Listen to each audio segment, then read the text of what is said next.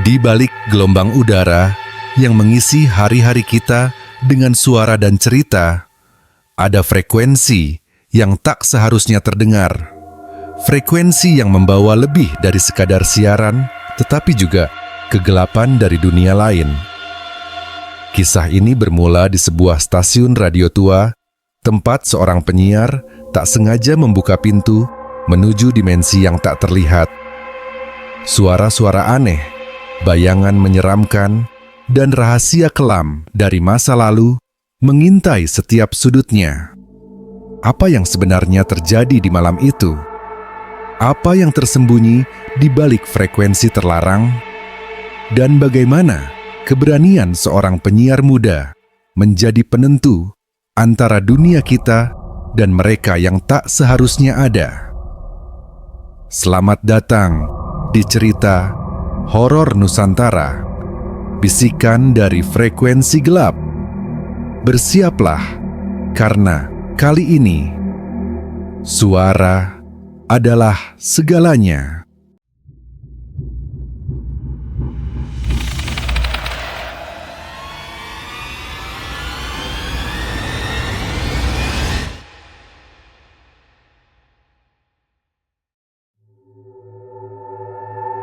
Di sebuah kota kecil di pelosok Nusantara, berdiri sebuah gedung tua dengan papan nama kusam, bertuliskan Radio Suara Cakrawala. Bangunan ini sudah berusia lebih dari 5 dekade. Dulu, radio tersebut menjadi jantung informasi dan hiburan masyarakat sekitar. Namun, seiring waktu, teknologi berkembang pesat dan pendengar radio mulai berkurang. Kini, hanya segelintir orang yang masih bekerja di sana menjaga agar radio tetap hidup, meski siarannya tak lagi segemuruh masa kejayaannya. Malam itu, udara terasa berat. Angin malam menyusup melalui celah-celah jendela, membawa aroma lembab dan rasa dingin yang meresap sampai tulang. Radit, seorang penyiar muda, baru saja mengambil alih shift malam. Radit dikenal sebagai penyiar yang ceria, selalu berhasil membuat pendengar tersenyum dengan candaannya. Namun, malam ini berbeda. Semuanya terasa lebih sunyi dari biasanya, seolah ada sesuatu yang diam-diam mengintai. Selamat malam, pendengar setia Radio Suara Cakrawala. Dengan saya, Radit, di program Malam Seribu Cerita. Sapanya melalui mikrofon dengan suara yang sedikit bergetar. Biasanya, Radit membuka acara malam itu dengan semangat, tetapi kali ini suaranya terdengar dipaksakan. Ia menoleh ke sekeliling ruang siar yang remang-remang, merasa seperti ada yang mengawasi dari balik bayang-bayang. Di sudut ruangan, sebuah radio tua dengan model antik berdiri kokoh. Radio itu merupakan peninggalan pertama pendiri Suara Cakrawala. Menurut cerita, radio tersebut dulu digunakan untuk menguji frekuensi siaran pertama stasiun itu. Namun, sudah puluhan tahun tidak berfungsi. Anehnya, malam itu lampu kecil di bagian atas radio menyala, memancarkan cahaya merah samar. Radit mencoba mengabaikan kegelisahannya dan melanjutkan siaran. Untuk malam ini, kita akan membacakan kisah-kisah horor dari para pendengar. Jika Anda memiliki cerita yang ingin dibagikan, jangan ragu untuk mengirim pesan atau menelepon kami di nomor yang tertera. Telepon di mejanya tiba-tiba berdering. Radit terkejut. Biasanya, panggilan pertama tidak datang secepat itu, terutama pada shift malam yang jarang pendengar. Ia meraih gagang telepon dengan ragu, tetapi mencoba tetap profesional. "Halo, selamat malam. Dengan siapa saya berbicara?" tanyanya. Tidak ada suara di seberang. Hanya desahan napas pelan yang terdengar seperti seseorang sedang menahan rasa sakit. Halo, apakah Anda baik-baik saja? Ulang Radit. Kemudian, sebuah suara perempuan bergema dari seberang telepon. Suaranya pelan, hampir seperti bisikan, tetapi terdengar jelas di telinga Radit. Dia datang, jangan siaran malam ini. Setelah itu, telepon terputus, meninggalkan bunyi tut yang monoton. Radit terdiam, merasa merinding. Ia meletakkan gagang telepon perlahan. Matanya menatap ke arah radio tua di sudut ruangan. Lampu merahnya tampak semakin terang, seperti denyut nadi yang berdetak lebih cepat. Radit mencoba mengabaikannya dan kembali berbicara ke mikrofon. Baiklah, pendengar setia, kita lanjutkan. Untuk cerita pertama malam ini, datang dari seorang pendengar bernama Lila. Ia bercerita tentang pengalaman seramnya saat menginap di rumah kosong di tengah hutan. Suaranya bergetar halus, tetapi ia memaksa dirinya untuk terus membaca cerita. Namun, saat ia membaca, sesuatu yang aneh mulai terjadi. Suara yang keluar dari speaker monitor tidak lagi sepenuhnya miliknya. Ada gema aneh, seperti ada orang lain yang berbicara bersamaan dengannya. Radit menghentikan bacaan dan memeriksa pengaturan suara. Segalanya tampak normal. Ketika ia kembali ke mikrofon, sebuah suara samar terdengar dari speaker. Kali ini bukan gema. Suara itu berbentuk sebuah kalimat, diucapkan dengan intonasi yang datar namun menusuk. Kenapa kau tetap di sini? Radit membeku. Ia yakin tidak ada orang lain di dalam ruang siar selain dirinya. Ia menoleh ke arah pintu studio, berharap mungkin teman kerjanya, Siska, sedang mengerjainya. Namun, pintu itu tertutup rapat dan layar monitor CCTV di meja kerjanya menunjukkan lorong luar yang kosong. Radit mulai berkeringat dingin. Ia memutuskan untuk keluar dari ruang siar dan menuju pantry untuk mengambil air minum, berharap sedikit ketenangan bisa mengusir rasa takutnya. Namun, ketika ia berdiri, lampu di ruang siar tiba-tiba padam. Seluruh ruangan gelap gulita, kecuali satu sumber cahaya, lampu merah di atas radio tua itu. Radit merasa tubuhnya terkunci di tempat. Telinganya mulai menangkap suara-suara aneh, seperti bisikan halus yang berputar-putar di sekelilingnya. Bisikan itu tidak jelas, tetapi satu kata terus terdengar berulang-ulang. Pergi! Pergi! Pergi! Dengan gemetar, Radit melangkah mundur menuju pintu. Namun, sebelum ia sempat keluar, pintu itu terbanting tertutup dengan keras. Seolah ada kekuatan tak terlihat yang mengunci dirinya di dalam. Pada saat yang sama, suara telepon di mejanya kembali berdering, kali ini lebih nyaring dan berulang-ulang. Radit menatap telepon itu dengan ngeri. Tangannya gemetar ketika ia meraih gagang telepon sekali lagi. Halo, suaranya hampir tak terdengar. Kali ini, suara yang muncul bukanlah napas atau bisikan, melainkan suara rekaman dirinya sendiri dari siaran tadi. Baiklah, pendengar setia, kita lanjutkan.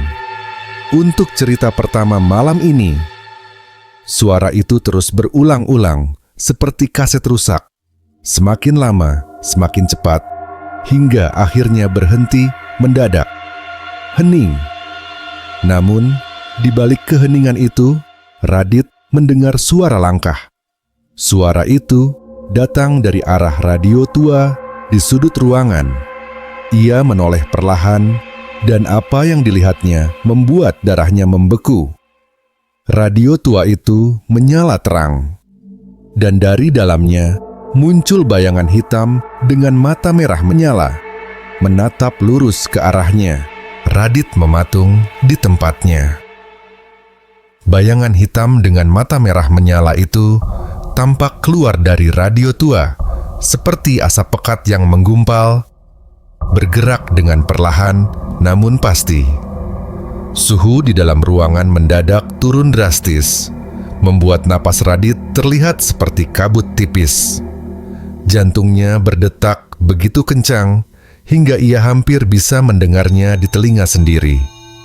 Bayangan itu tidak berbentuk jelas. Tingginya hampir mencapai plafon ruangan, namun wujudnya terus berubah-ubah, seperti api hitam yang bergerak tanpa pola. Mata merahnya tetap terpaku pada Radit, seolah menelanjangi setiap lapisan keberaniannya. Radit mundur perlahan, tangannya meraba-raba mencari pegangan, berharap bisa menemukan sesuatu untuk melindungi diri. Radio tua itu tiba-tiba mengeluarkan suara mendesis. Frekuensinya berubah-ubah, menghasilkan suara seperti percakapan samar yang tidak jelas. Telinga Radit menangkap potongan kata yang terdengar seperti berhenti, pulang, dan kau salah. Suara-suara itu tumpang tindih, semakin keras hingga membuat kepala Radit berdenyut nyeri. Dengan keberanian yang tersisa, Radit mencoba berbicara meski suaranya terdengar serak. "Siapa? Kau? Apa yang kau inginkan?" Tanyanya terbata-bata. Bayangan itu tidak menjawab. Sebagai gantinya, ia melayang mendekat, jaraknya hanya beberapa meter dari Radit. Pada saat itu, pintu ruang siar terbuka dengan sendirinya. Dan angin kencang tiba-tiba menerobos masuk, memadamkan lampu-lampu kecil yang tersisa di ruangan. Ruangan itu kini sepenuhnya gelap, hanya diterangi oleh cahaya merah dari mata bayangan tersebut. Dalam gelap, suara dari radio berubah lagi. Kali ini, sebuah suara perempuan terdengar jelas, nyaris seperti bisikan tepat di telinga Radit. "Pergi sekarang, atau kau akan menjadi bagian dari kami." Radit tidak tahu apa yang dimaksud suara itu, tetapi tubuhnya merespons lebih cepat daripada pikirannya. Ia berbalik dan berlari keluar dari ruang siar. Sepanjang lorong, lampu-lampu berkedip-kedip seperti lampu mati listrik. Setiap kali lampu menyala, bayangan itu terlihat semakin dekat, seolah mengejarnya. Radit sampai di pantry dengan napas terengah-engah. Ia mengunci pintu dan bersandar di baliknya, mencoba menenangkan diri. Tangannya meraih ponsel di saku, namun layar ponselnya tiba-tiba tidak berfungsi. Hanya layar hitam dengan garis-garis statis seperti televisi rusak. Ketukan keras terdengar di pintu pantry, membuat Radit melompat ketakutan. "Radit!" Suara perempuan itu memanggil namanya dari balik pintu, lembut namun penuh ancaman. "Aku tahu kau di sini. Bukalah pintunya, dan aku akan membiarkanmu pergi." Radit tidak bergerak. Ia mencoba menahan napas, berharap apapun yang ada di luar tidak akan menyadari keberadaannya. Namun, suara ketukan berubah menjadi gedoran keras, disertai dengan suara seperti kuku panjang yang mencakar permukaan kayu pintu. Dalam keadaan panik, Radit mengingat satu hal. Siska, rekannya, seharusnya masih berada di lantai atas untuk mempersiapkan program pagi. Ia harus menemukannya dan mencari pertolongan. Dengan sisa keberanian yang ada, ia membuka pintu pantry perlahan. Lorong di luar tampak kosong, namun dinginnya semakin menusuk tulang. Ia berlari menuju tangga yang mengarah ke lantai 2.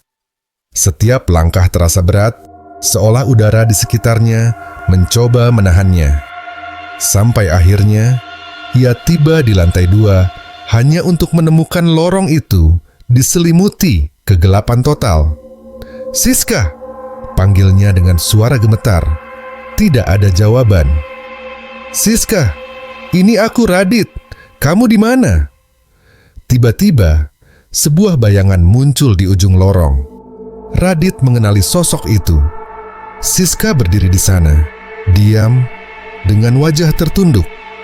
Rambut panjangnya menutupi sebagian besar wajahnya, dan tangannya menggantung lemas di sisi tubuh. "Siska!" Radit berlari menghampirinya, tetapi langkahnya terhenti ketika ia melihat lebih jelas. Tubuh Siska tidak bergerak, bahkan tidak bernapas. Ketika Radit memanggil namanya lagi, Siska mendongak perlahan. Wajahnya tampak kosong, dengan mata hitam pekat dan senyum lebar yang tidak wajar. "Kau tidak seharusnya di sini," ujar Siska dengan suara yang bukan miliknya, melainkan suara perempuan dari telepon tadi. Radit mundur dengan tergesa-gesa, namun kakinya terpeleset, membuatnya jatuh ke lantai.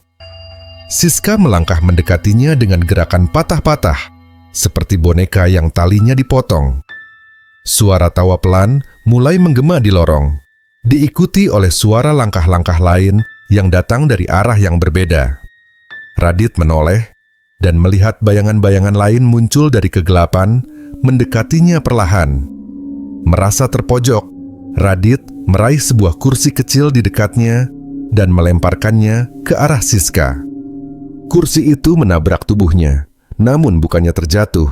Siska malah menghilang dalam kabut hitam yang kemudian menyatu dengan bayangan lain di lorong. Sekarang, Radit benar-benar dikepung. Saat bayangan-bayangan itu semakin mendekat, suara radio tua dari ruang siar tiba-tiba terdengar lagi.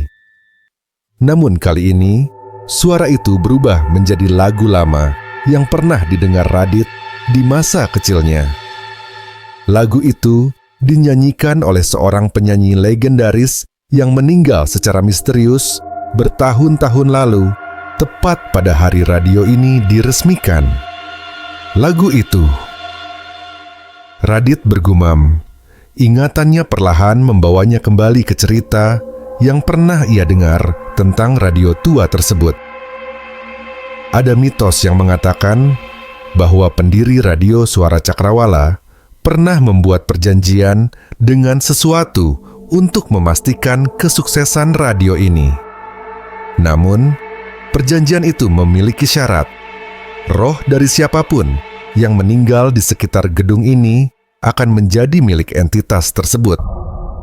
Bayangan-bayangan itu semakin dekat, dan Radit merasa tubuhnya semakin sulit digerakkan. "Aku harus keluar, harus keluar," gumamnya, mencoba mengingat jalan menuju pintu keluar. Namun, sebelum ia bisa bergerak, sebuah tangan hitam besar mencengkeram bahunya, dan bayangan itu berbisik di telinganya dengan suara yang menggelegar. "Kau tidak akan pernah meninggalkan kami." Cengkeraman itu dingin seperti es, membakar kulit Radit dengan rasa ngilu yang menjalar ke seluruh tubuhnya. Ia mencoba berontak, namun tangannya seperti tidak bertenaga. Bayangan hitam di sekelilingnya terus mendekat. Suara langkah mereka menggema seperti hentakan berat di lorong yang dingin dan gelap. Di tengah rasa panik, Radit mencoba mengingat kembali jalan keluar dari situasi ini, meski otaknya dipenuhi oleh rasa takut yang melumpuhkan. Tiba-tiba, sebuah suara menggema di seluruh lantai 2. Suara itu mirip dengan siaran Radit dari ruang studio tadi, tetapi bercampur dengan gema aneh dan suara mendesis. "Selamat malam, pendengar setia. Anda sedang mendengarkan program Malam 1000 Cerita. Tapi malam ini, ceritanya adalah milik Anda." Radit menggigil. Itu adalah suaranya sendiri, namun terdengar seperti diputar terbalik. Bersamaan dengan suara itu, lorong menjadi semakin gelap, seolah-olah bayangan hitam itu menyerap cahaya di sekitarnya. Dalam hati kecilnya, Radit tahu ia tidak bisa tinggal diam. Jika ia tetap di sana, sesuatu yang buruk akan terjadi. Sesuatu yang jauh lebih buruk daripada kematian. Dengan seluruh tenaga yang tersisa, Radit memberanikan diri meraih gagang pintu ruangan kecil di dekatnya, berharap itu adalah tempat yang aman. Ketika pintu terbuka, ia tersandung masuk ke dalam, menutupnya dengan keras di belakangnya. Ruangan itu adalah ruang arsip, tempat penyimpanan dokumen lama yang sudah jarang digunakan. Rak-rak penuh dengan map dan kertas yang sudah menguning oleh waktu. Tidak ada jendela, hanya satu pintu yang kini menjadi penghalang antara Radit dan kegelapan di luar. Namun, ketenangan itu hanya berlangsung sesaat. Suara ketukan kembali terdengar. Kali ini diikuti oleh bisikan-bisikan halus yang berasal dari berbagai arah. Seolah-olah dinding ruangan itu sendiri berbicara. "Kami sudah menunggumu." Bisik sebuah suara perempuan dekat sekali, seperti berada tepat di belakang Radit. Radit menoleh dengtah dengan cepat. Namun tidak ada siapapun di sana. Ia merapatkan punggungnya kerak, mencoba mengatur napas. Di sudut ruangan, ia melihat sesuatu yang membuat bulu kuduknya berdiri. Sebuah radio kecil, mirip dengan yang ada di ruang siar, tergeletak di lantai. Radio itu menyala meskipun tidak terhubung dengan listrik. Suara-suara aneh keluar dari speaker, seperti campuran lagu lama dan tangisan pelan. Dengan langkah hati-hati, Radit mendekati radio tersebut. Ia mencoba mematikannya, namun tombol-tombolnya tidak merespons. Sebagai gantinya, suara dari radio semakin jelas, seperti seseorang sedang membaca sesuatu. Pada malam itu, ia tidak mendengar peringatannya. Ia terus berbicara, meskipun ia tahu semua mata sedang mengawasinya. Radit merasa seperti kalimat itu diarahkan kepadanya. Suaranya terdengar berat dan dalam, seperti gabungan dari beberapa suara manusia sekaligus. Di saat yang sama, lampu di ruang arsip mulai berkedip. Dari pantulan cahaya yang tidak menentu, Radit melihat sesuatu bergerak di sudut matanya. Ia berbalik cepat dan melihat bayangan hitam dengan wujud menyerupai manusia, berdiri diam di salah satu sudut ruangan.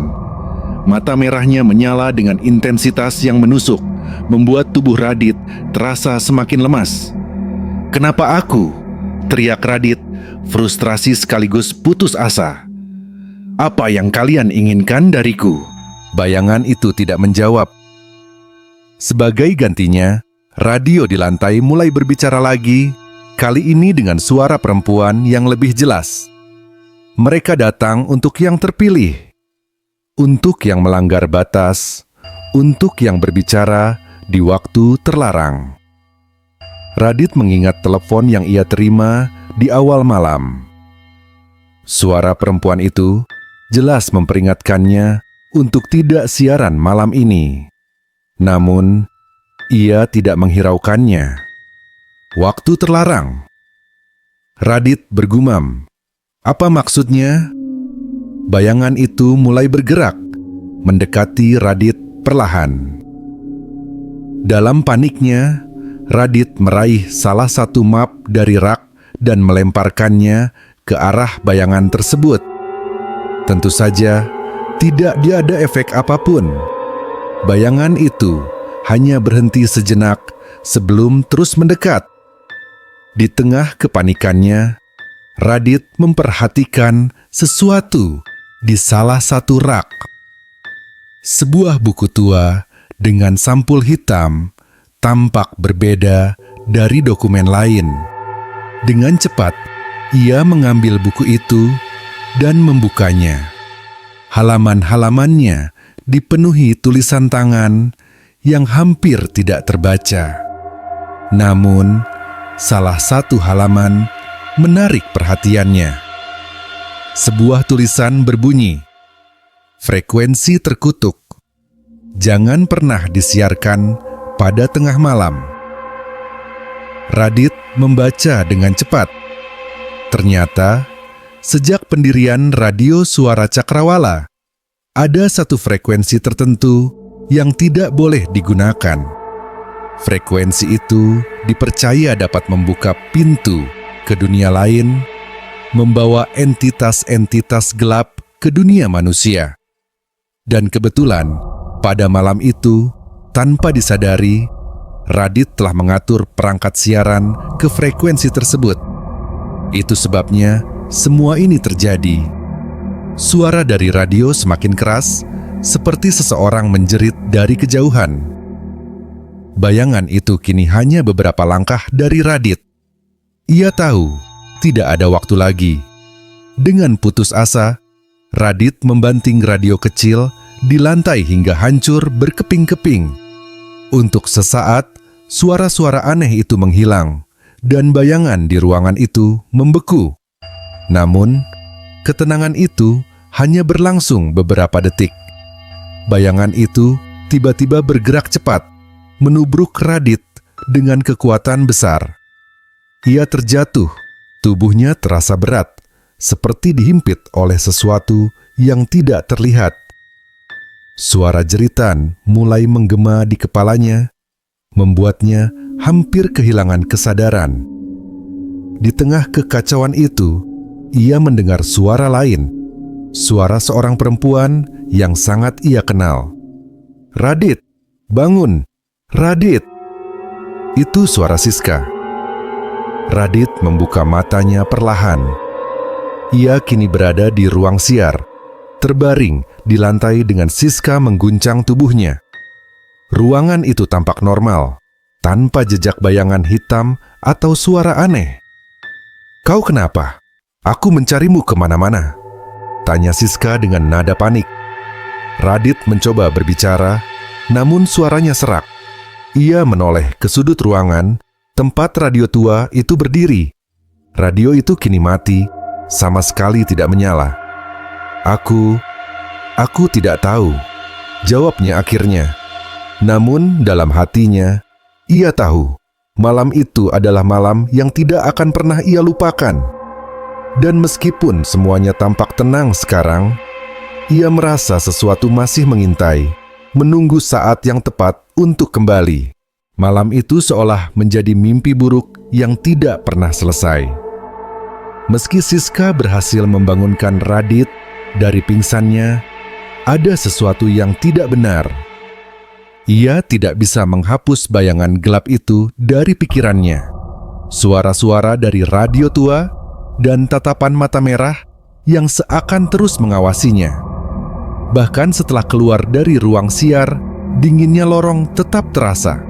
Seolah-olah entitas itu masih mengikuti di belakang mereka. "Radit, kau kenapa? Apa yang sebenarnya terjadi tadi?" tanya Siska, memecah keheningan ketika mereka berdua duduk di pantry untuk mencoba menenangkan diri. Radit menggeleng pelan, mencoba merangkai kata-kata di tengah pikirannya yang kacau. Aku tidak tahu, Sis. Ada sesuatu yang salah di radio itu. Sepertinya aku menyentuh frekuensi yang seharusnya tidak kugunakan." "Frekuensi?" Siska mengerutkan alis. "Bukankah kita sudah punya daftar frekuensi yang aman? Kau tidak mungkin salah pasang." Radit mengangguk pelan. "Itu yang kupikirkan juga. Tapi entah bagaimana, siaranku tadi seperti tidak normal." Dan ia menghentikan ucapannya, merasakan keraguan besar untuk melanjutkan. "Dan apa? desak Siska, menatap Radit dengan cemas. Dan aku merasa seperti ada yang memperingatkanku sebelumnya. Ada seseorang yang menelepon, seorang perempuan. Suaranya mengatakan, aku tidak boleh siaran malam ini. Tapi, aku pikir itu hanya candaan atau mungkin orang iseng. Siska menghela napas panjang, lalu bersandar di kursinya. Kita perlu bicara dengan Pak Hera. Her Papuan. Nan, katanya akhirnya.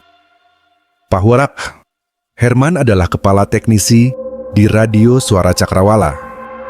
Pria itu sudah bekerja di sana sejak radio tersebut berdiri, hampir seperti penjaga bagi tempat itu. Konon, Pak Herman tahu semua seluk-beluk tentang gedung dan perangkat siaran, termasuk cerita-cerita aneh yang menyelimuti radio tersebut. Radit setuju, meskipun hatinya terasa berat. Ada sesuatu yang mengatakan bahwa menggali lebih jauh tentang hal ini hanya akan memperburuk keadaan. Namun, di sisi lain, ia tahu bahwa ia tidak bisa terus hidup dalam ketakutan. Mereka menemukan Pak Herman di ruang teknisi, sedang memeriksa beberapa perangkat transmisi. Ruangan itu kecil, penuh dengan kabel, monitor, dan suara mendengung dari alat-alat yang terus bekerja. Pak Herman, seorang pria tua dengan rambut putih dan tubuh kurus, menoleh ketika mereka masuk. Radit, Siska, ada apa malam-malam begini? Kau tidak sedang siaran, Dit? Tanyanya sambil melepaskan kacamatanya. Radit langsung menceritakan apa yang terjadi, dari siarannya yang terganggu, telepon misterius, hingga bayangan gelap yang ia lihat. Awalnya, Pak Herman hanya mendengarkan dengan wajah serius. Namun ketika Radit menyebut tentang radio tua di ruang siar, ekspresinya berubah. Radio itu? Gumam Pak Herman. Matanya menyipit seolah mengingat sesuatu. Iya, Pak. Radio tua di sudut ruangan. Lampunya menyala malam ini.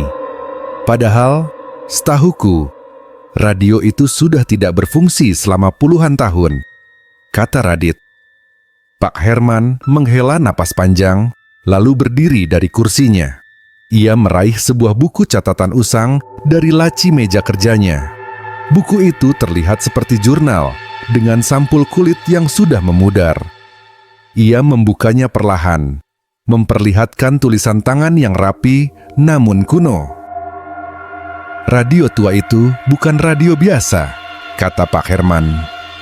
Pak Herman, benda itu adalah salah satu perangkat pertama yang digunakan untuk siaran perdana Radio Suara Cakrawala. Tapi ada sesuatu yang terjadi saat itu. Sesuatu yang tidak pernah tercatat di dokumen resmi. Radit dan Siska saling pandang, merasa bahwa mereka berada di ambang sebuah kebenaran besar. Ketika radio ini diresmikan, pendirinya Pak Sukarman ingin memastikan bahwa siaran perdana berjalan dengan sempurna. Untuk itu, dia melakukan sesuatu yang tidak lazim. Lanjut Pak Herman. Dia meminta bantuan seorang dukun terkenal di daerah ini untuk memberkati radio tersebut. Tapi berkat itu bukan berkat biasa. Itu adalah perjanjian dengan dunia lain. Radit menelan ludah. Perjanjian seperti apa, Pak? Dukun itu membuka sebuah pintu, sebuah jalur melalui frekuensi tertentu yang memungkinkan suara siaran menjangkau lebih banyak orang. Tapi jalur itu tidak hanya membawa suara ke pendengar. Jalur itu juga menarik sesuatu kembali ke sini. Jadi, frekuensi itu masih ada sampai sekarang? Tanya Siska. Pak Herman mengangguk pelan. Ada satu frekuensi terlarang yang tidak pernah boleh digunakan. Frekuensi itu dianggap terkutuk. siapapun yang memancarkan suara di frekuensi itu akan memanggil entiti dari dimensi lain. Itulah sebabnya setiap penyiar diberi panduan untuk menghindari frekuensi tersebut. Radit merasa tenggorokannya kering. Tapi Pak, aku tidak sengaja menyentuh frekuensi itu. Aku hanya memutar pengaturan seperti biasa. Itulah masalahnya, kata Pak Herman dengan nada serius. Ada kalanya frekuensi itu memanggil. Dan ketika itu terjadi, perangkat kita tidak bisa menolaknya. Frekuensi itu akan membuka jalur dan memaksa siaran berlangsung, membawa sesuatu yang seharusnya tidak ada di sini. Hening sejenak. Radit mencoba mencerna apa yang baru saja ia dengar. Jadi, apa yang harus aku lakukan sekarang? Bagaimana aku menghentikan ini? Pak Herman menghela napas panjang. Satu-satunya cara adalah menutup jalur itu lagi. Tapi itu bukan hal yang mudah. Jalur itu sudah terbuka, dan entitas yang keluar darinya tidak akan kembali begitu saja. Kita harus mengirim mereka kembali. Bagaimana caranya? Siska bertanya, suaranya penuh kekhawatiran. Radio tua itu adalah kunci, jawab Pak Herman. Itu adalah pintu yang menghubungkan dunia kita dengan mereka. Kita harus mematikannya. Tapi itu berarti seseorang harus menghadapi apa yang ada di balik pintu itu secara langsung. Radit merasa tubuhnya lemas. Apa maksudnya menghadapi? Apa aku harus kembali ke ruang siar itu? Pak Herman mengangguk. Kau yang membuka jalur ini, Radit. Hanya kau yang bisa menutupnya. Tapi kau tidak bisa melakukannya sendirian. Aku dan Siska akan membantumu dari ruang teknisi. Kita akan memantau frekuensi dan memastikan bahwa jalur itu tertutup sepenuhnya. Radit tidak tahu apakah ia sanggup melakukannya. Tapi, melihat keseriusan di wajah Pak Herman dan ketakutan di mata Siska, ia tahu bahwa ia tidak punya pilihan. Jika ia tidak bertindak, sesuatu yang jauh lebih buruk mungkin akan terjadi. Bukan hanya padanya, tetapi pada siapapun yang ada di gedung itu. Baik, kata Radit akhirnya, meski suaranya bergetar. Aku akan melakukannya. Malam semakin larut ketika mereka bertiga bersiap. Radit kembali ke ruang siar dengan tangan gemetar, sementara Pak Herman dan Siska tetap di ruang teknisi. Sebelum pergi, Pak Herman memberikan sebuah benda kecil kepada Radit. Sebuah pisau dengan ukiran mantra di gagangnya. Pisau ini tidak akan membunuh mereka, kata Pak Herman. Tapi ini bisa memperlambat mereka. Gunakan jika kau terdesak. Radit menggenggam pisau itu erat, lalu melangkah masuk ke ruang siar. Radio tua itu berdiri di sudut ruangan. Lampu merahnya menyala seperti sebelumnya. Namun kali ini, suara yang keluar dari speaker terdengar lebih jelas. Suara tangisan, jeritan, dan tawa menyeramkan yang bercampur menjadi satu. Radit menarik napas dalam-dalam, mencoba mengumpulkan keberanian. Ia tahu, apapun yang ada di balik frekuensi itu, ia harus menghadapinya. Radit berdiri di dalam ruang siar, matanya terpaku pada radio tua yang berdiri angkuh di sudut ruangan. Cahaya merah dari lampu kecilnya terasa menusuk, memancarkan aura tidak wajar yang membuat jantungnya berdebar keras. Suara-suara yang keluar dari radio semakin jelas. Jeritan, bisikan, dan tawa menyeramkan bercampur menjadi simfoni horor yang menghantui pikirannya. Di telinganya, suara Pak Herman terdengar dari headset yang terhubung langsung ke ruang teknisi. Radit, kau harus fokus. Jangan biarkan apapun mengalihkan perhatianmu. Jalur frekuensi ini tidak stabil. Aku akan memandumu melalui langkah-langkah untuk menutupnya. Radit mengangguk meskipun Pak Herman tidak bisa melihatnya. Dengan tangan gemetar, ia mendekati radio tua itu.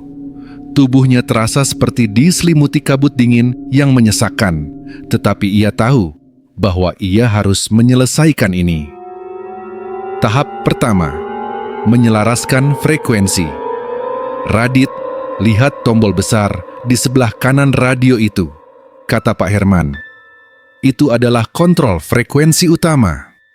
Kau harus memutarnya ke arah yang berlawanan dari arah jarum jam untuk menyelaraskan gelombang. Radit mengangguk dan menuruti instruksi.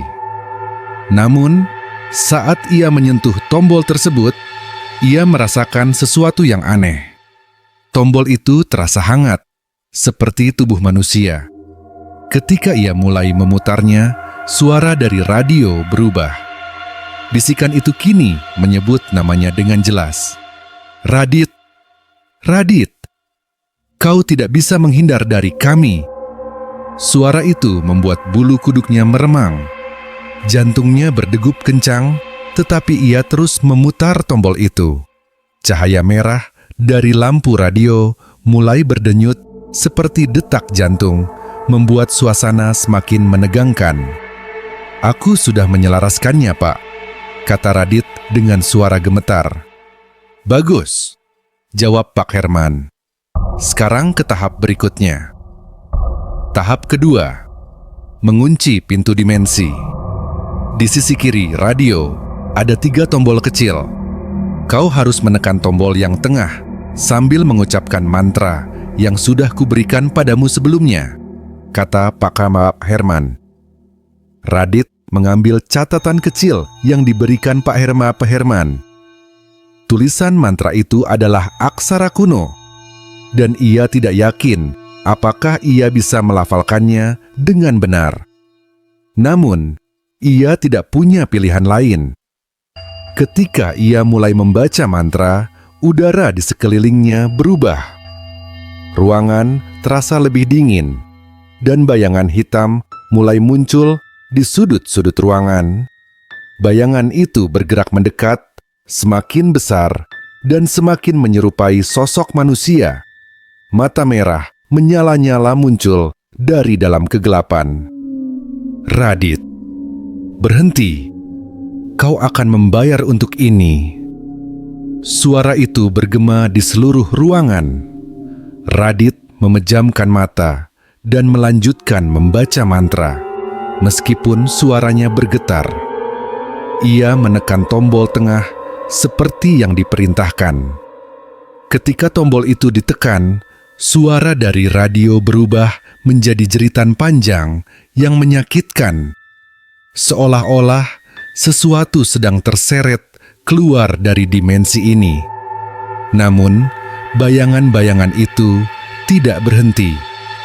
Mereka mendekat, mengulurkan tangan panjang mereka ke arah Radit. Salah satu bayangan berhasil menyentuh bahunya, membuat tubuhnya kaku seketika. Rasa dingin menjalar ke seluruh tubuhnya, dan ia hampir menjatuhkan catatan mantra.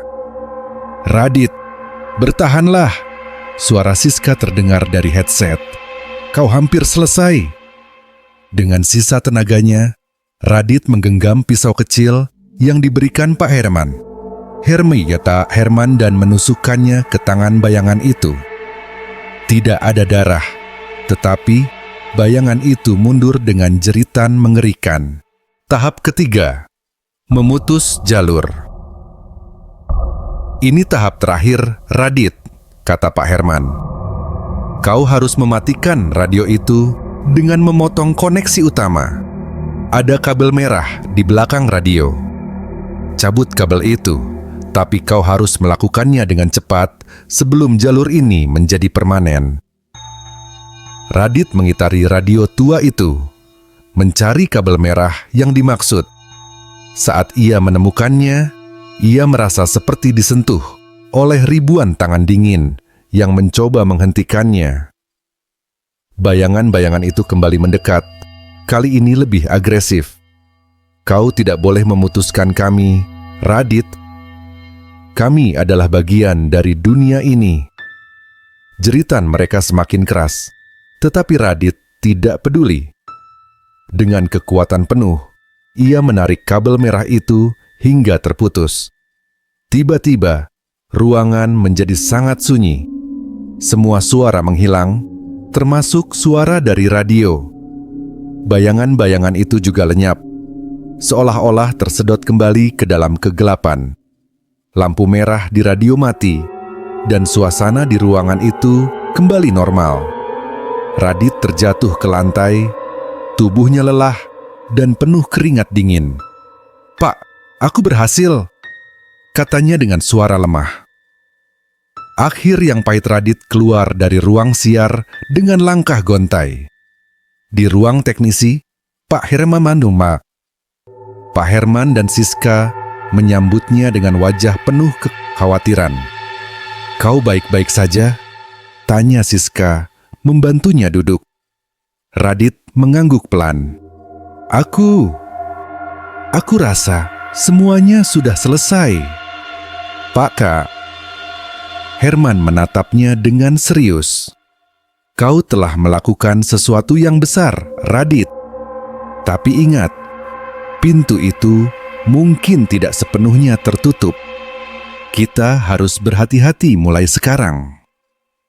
Malam itu, mereka memutuskan untuk menutup stasiun radio lebih awal.